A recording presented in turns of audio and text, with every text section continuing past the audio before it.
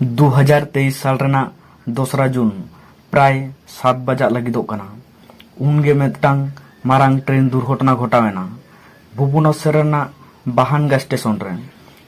Station रे मोट 4 rail track मेनाआ मिदटांग दो अप लाइन और मिदटांग दो डाउन लाइन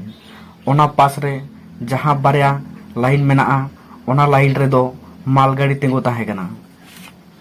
हावड़ा खन चेन्नई चलाक कान ताहें ऑक्तो रे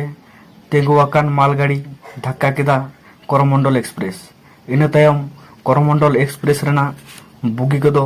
लाइन खन एटा सेद उडुक काते डाउन लाइन चेतान रे किछुगान बुगी ᱧᱩᱨᱩᱭᱮᱱᱟ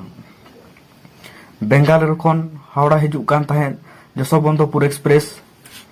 लाइन चेतान रे ᱧᱩᱨᱩᱣᱟᱠᱟन करमंडल एक्सप्रेस ना बुगी को धक्का केदाय ओना एक्सीडेंट खातिर साय साय हड़ को गजेना आदिगान हड़ को घायल काना मेनते बाडाय काना उद्धार कामी नित हो चलाक कान गिया।